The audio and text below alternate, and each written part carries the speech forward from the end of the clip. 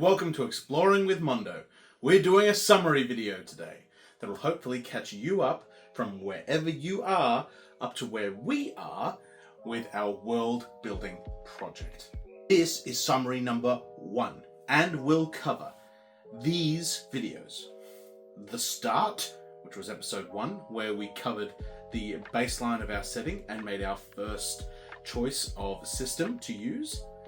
3 lives, where we uncovered 3 ages and 3 characters in those ages that are going to be important to our timeline. The musician and the journalist, where we went deeper on 2 of those characters' lives to discover more of what they inferred about the world at large. The prophecy of doom, which introduced a number of little elements to our world and particularly to our culture and its legends.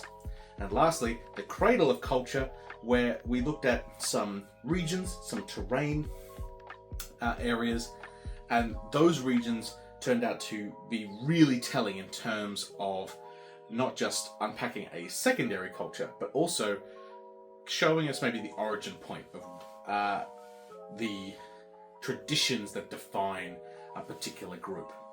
So we're covering over what we have discovered in those videos. So let's start at the beginning. The baseline. The baseline that we uncovered was basically that before anything gets locked in our setting, we are starting with the late Middle Ages. So assume everything about the late Middle Ages is true unless we get told otherwise. However, there are some minor adjustments to make it a little bit more accessible. For instance, that we aren't focusing too much on gender roles or the impacts of race ideologies or racist thought within the time period. And we're also allowing for increased, say, social mobility and the capability of, say, groups like merchants to be movers and shakers within society. All right, I'm going to divide this video into the following sections. Hopefully these are logical and allow us to unpack what we have already locked into place in a reasonable way. Okay, so our chapters are going to be, we're first going to talk about the important unknowns. They are unknown because we don't know everything about them yet, but they are important because they seem to affect everything in our setting. We're going to focus on the metal, the horrors, and the magic system. Then I'm going to walk through the known geographical features that we have discovered, some of which need more depth added to them, some of which are pretty close to being understood. We're then going to walk through the timeline, such as it is, of the grand events, the grand history that makes up our world. We'll then take a brief moment to talk about the geopolitical divisions, as in what types of countries and states we can be expecting based on what we have already discovered. I will then talk about what I'm terming for the moment the state. The state is the core group that a lot of our cultural questions have been focusing around and on. And last but not least, I'll walk us through the current major tangents, aka questions that still need to be answered or areas that still require some significant thought. For those who have already been watching along with the main videos, this video should contain only little bits of new information. The only little bits of new information are links that I have made off screen between things that we have already discovered.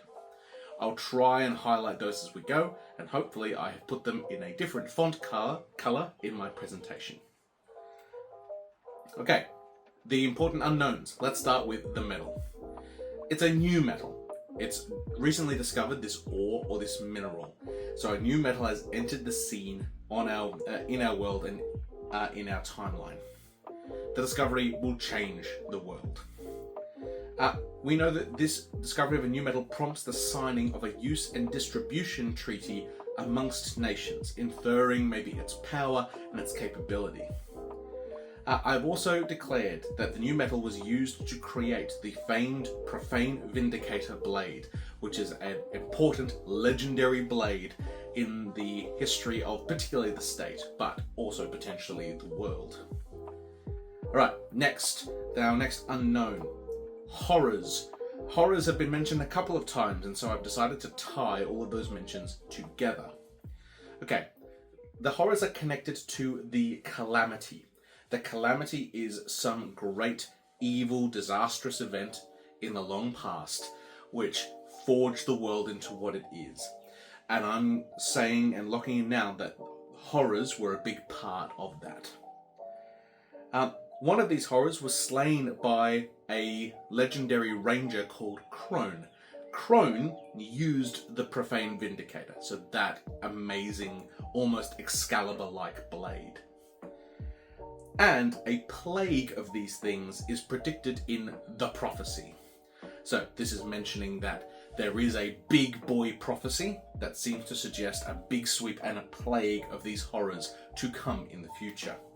Now, we don't know much about these horrors in terms of appearance or how they act or what they want, but I'm getting the sense that these are monsters that, given that the legendary ranger Crone had to slay one, are the stereotypical like ravenous monsters. Like, they need to be destroyed in order to secure safety for the realm. We also know that through the prophecy, this plague of horrors will be unleashed by someone or something referred to as the Night Walker, whatever that ends up being. Last but not least, the magic system. Okay, we know that the magic system is hidden or rare. It's not everywhere, there are only a few practitioners, and for the most part, those practitioners are keeping their knowledge of the magic secret.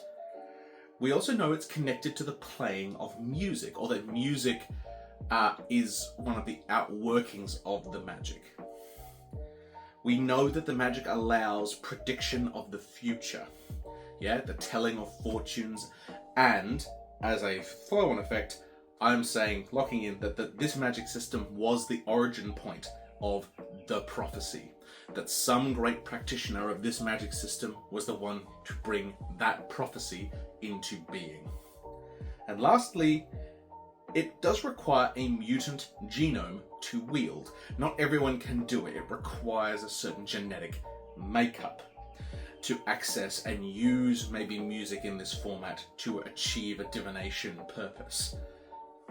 Okay, we're now on to listing the geographical areas that we know, that we have uncovered in this world. A world that is being drastically changed by a new metal, is going to be affected by a grand prophecy, a world that has that hidden magic system involved, and a land beset by monsters, by horrors. Okay, so these are the geographical areas. First, there's a wealthy district that was important during the metallurgy era. We'll talk about the eras when we get to the timeline, but a wealthy district is a known geographical location that we haven't done a lot to increase the detail of. Similar to a cliff important during the treaty era, a peninsula important during the epiphany era, which may be a new term, but we'll come to it in the timeline, don't worry. The Basin of Rex. This is a cultural origin point region, a region where a big cultural entity sprung from. A sea prone to immense waves and collapses. We know that there is a grand dangerous sea in our world. A place called Nomad's March. This place is famous because it is where that legendary ranger Crone slew potentially the first horror using the Profane Vindicator. And the Sandbar of Gems, where an important riot occurred in history. We also know that there is an island town, town of wolves in this case, a secondary culture out in the middle of the dangerous ocean. Alright, our historical timeline. Knowing that we have all of these pieces currently floating around, not everything connects to everything yet, but this is what we currently maybe expect about the history. So, first things first. The calamity strikes, the big bad thing that causes the world to fall into its shape, the ancient evil, the ancient problem. I have put after this is when Crone defeats the horror of Nomad's March. That could be connected to ending the calamity, potentially. Or it could be that the horror of Nomad's March was maybe a leftover from the calamity, and so that there was a significant time period between the calamity and Crone. Not quite sure yet, we'll need to decide that. The state is formed after that. We know that the state, in the form that it takes, which we'll talk about in a moment, is a result of the calamity. There is an unknown riot on the sandbar of gems. We know that this riot occurs due to an unjust law, so I am placing this after the formation of the state. Whether or not the sandbar of gems is within the state's territory or whether it's another culture, I think the era where we are worried about unjust laws has to be beyond that of the calamity. We then hit the metallurgy era. The metallurgy era is where the new metal is discovered and its uses are discovered. So this is the time period where the world changes because the new metal has dropped. Now, of course, the new metal was already in use in the Profane Vindicator, but I think this is the time where it becomes more globally used, understood as a strategic resource for the world. We then get the treaty era. This is where the Grand Treaty that was mentioned with regards to the metal and its use and distribution is signed. So this is a different era to its discovery. So we almost have discovery, and then we have maybe like legalization, maybe not be the right term, but the sense of law and treaty and government coming in to understand and utilize this resource. We then have the Epiphany era. The Epiphany era is defined by a reverse renaissance. We already have a society, as you will see, a society that is fairly well endowed in the scientific arts. We already have a society that is well trained. We already have a society that's literate. And so this renaissance is not quite the same enlightenment that we saw in our world. But some great realization occurs, something that shows us our place in the universe, that recontextualizes everything we know. And then, at the end, the Year of Thunder. Now, the Year of Thunder, in my mind, not locked in here yet, is 5 years after the end of the Epiphany era, which was the time period that was suggested in episode 2, before the next big thing happens. The Year of Thunder is the predicted year where the plague of horrors will be unleashed by the Nightwalker. So it's like the dangerous time in the future. Alright, next slide. Geopolitical divisions. This is just a point I want to make as we start thinking about states moving forward. So, due to the existence of colonial thought, which we know exists in this world, and the treaty, there are implied types of geopolitical actors. So we can start to divide states up, much like we've done in our world with first, second, and third world countries, or with certain blocks of power, or even as we've been doing with continents and their regions. These are some of the divisions which we can already see starting to flow out ours. First, countries with access to metal and those without access to metal. If the metal is super important, that could create a really big power disparity between those states. Second, colonial powers and those under the threat of being invaded and colonized themselves. Yeah, colonial thought has an us and them mentality. Often is built from a grand disparity in technology, where states believe they are grandly superior because their tech makes them believe so, and so that they can go and they can take and they can expand without necessarily like fear of repercussion. Lastly, states that are signatories to the treaty, non-signatory states, and states for which there was never an invitation to be party to the treaty in the first place. Yeah, a treaty, an agreement, has those who agreed, those who didn't, and those who it doesn't apply to.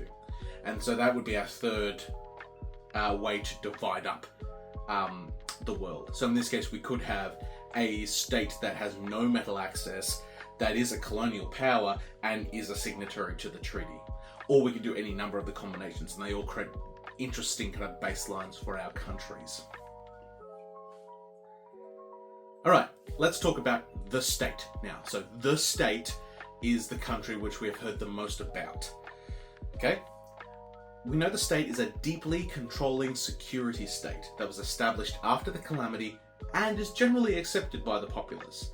This is a state that is controlling of its populace, is probably highly militarized, but is that way because of like the safety concerns that come out of the calamity. It's a response to the dark times. We also know that the state has some imperial tendencies in that one of their big kind of like wielders of power, particularly in the Epiphany era, is someone who has like a colonial leaning.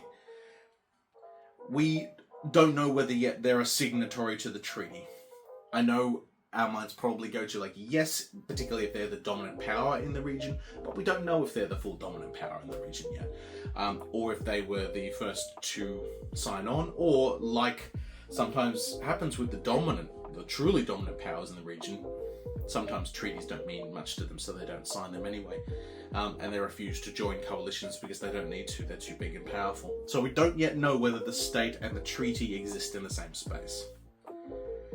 We also know it interacts with mining guilds in its economy and its power structure.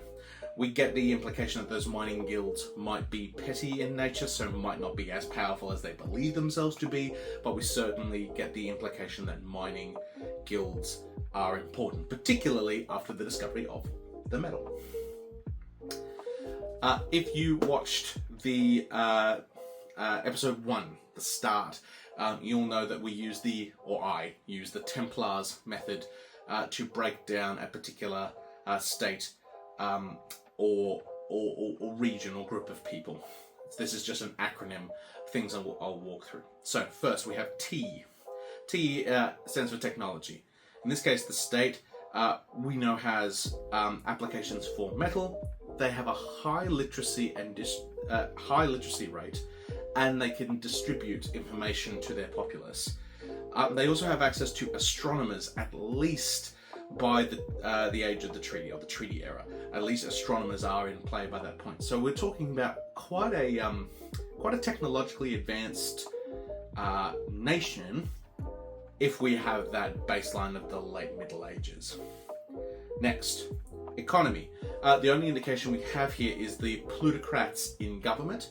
So, particularly during the Epiphany era, one of the characters is a plutocrat, so someone who has got their money through got their power through lots and lots of money and trading prowess, and they are in government. They are a noble in a court. I guess one of the things I left out here is there's also the indication of a wealthy district all the way back in the metallurgy era, so that wealth precedes the discovery of the metal. So we have quite an affluent culture. Military. The only indication is we have that they are capable of colonial expansion. In that, particularly during, once again, the Epiphany era, for colonial thought to be rampant, it probably stands to reason that they could feasibly achieve that goal. We could also infer, like we said before, from the state being a security-conscious entity, that potentially militarization is higher on their list of objectives. Politics. Once again, plutocrats in the government, which notably means that potentially the most powerful people aren't the royal family. Maybe the most powerful people are the traders or the guilds, even if they end up being a bigger deal by this point in history.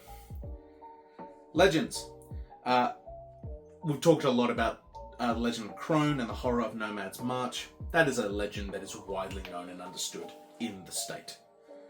Assets. They have access to metal, I'm just calling that now. And I've put gems with a question mark because of the sandbar of gems, which, if it ends up being a state-controlled territory, I think would show that that is like a really tasty mining area, potentially for valuable goods like gemstones. Religion. There is an implied early religion and an implied original holy text, though we have not seen it pop up anywhere else just yet. So either religion isn't a major concern, or we just haven't uncovered enough clues as to how it is used in this society. There's also an indication as well that with a highly intelligent and educated population, and with our potential want for a reverse renaissance in the Epiphany era, that religion might make a comeback there, whereas it may not have been important before. Last but not least, society. We know that we've got guilds. We know that there is a functional job placement for a journalist all the way back in the metallurgy era. So that that journalism is possible, which led us to our high literacy and our distribution networks.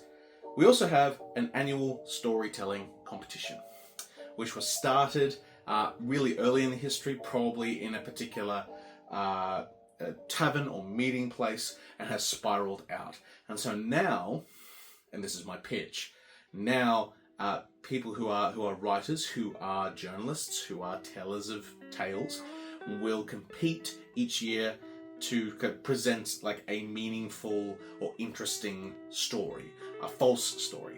And this is one of the reasons why some don't want to win, because if you are a journalist and you win the competition that you are a fantastic weaver of stories, there's also this understanding that you are a weaver of lies. You can tell really convincing, really interesting, but ultimately fake stories. And so there is a bitter pill, yeah? And now that annual storytelling competition is done through the state media, and people vote for which story they think was most convincing or most exciting or most poignant by mailing in letters. So there is this sense of early kind of like democratization of arguably a sporting event for a writing competition, which is desperately important to a society which values the capability to press information out to their citizens. All right, I'll list off tangents. These are things that are still questions or still areas that require exploration. First, the magic system. There's more to explore there. There's more specifics to know there. We know some clues. We don't know how it works. 2, the metal itself. We don't even have a name for the metal, nor do we truly understand its uses beyond the making of blades in terms of the Profane Vindicator. And one assumes that the Profane Vindicator is an awesome sword to have been lauded so much. So clearly the metal is good in that respect. Not that we know that the Vindicator or swords made of this metal have particularly interesting properties, but we know that it has military application. But there's probably other things it can do. 3, we have a number of underdeveloped geographical locales. We've got heaps there to dive deeper, like why was this place important and where is this place and who owns this place and whose territory is it in. 4, what does the prophecy mean when it says, when iron is made flesh? I think this is really interesting. This is one of the tells, one of the signs of the end times that we didn't really understand. Pretty much everything else is kind of within our power to interpret or place on a timeline, but this, which might infer a use for the metal, when iron is made flesh, not exactly sure what it means. 5, what trap was left behind after the calamity? We got an implication that after the calamity occurred, that some great monument of it was left behind, and that it took the form of a trap. Which to me starts to suggest that maybe the horrors aren't destroyed, maybe they're locked away, but we don't know what shape this trap takes. It does give the implication that it is a monument of some description, so it's visible, it's seeable, it's a touchstone to remind people of the calamity itself, but we don't know what form it takes. 6, what is the faith that links back to the shrine in the Basin of Rex? So that proto-religion I talked about with its holy text, what is that faith? Is it important? Is it still knit into society, or has it been forgotten? And 7, the Sandbar riot itself. So the riot against the unjust laws on the Sandbar of Gems. What was that about, and what was the outcome? Okay, so there's a lot of stuff there that effectively functions as an info dump for what we have spent a few episodes now coming up with. There's heaps of still like unconnected threads, but we have the beginning of a country in a world sitting on a geography with concerns around it. So we have lots of kind of things to continue defining or threads to continue pulling, but we have the beginnings of a world. Hopefully this gets you up to where we are, so after watching this you should be fine to start at episode 6 moving on to see what we developed after this point. Or if there are more summary videos out already by the time you're watching, maybe go directly to those. I intend to do a summary video roughly every 5 episodes we produce. And for our full world build, probably really resting in maybe like the 30 episode mark, but we'll see how we go. Just for the style and complexity I'm hoping for. And so for there to be a number of these summary videos until our world build is finished. Alright, thank you very much for joining us and hope to see you on other videos in Exploring with Mondo.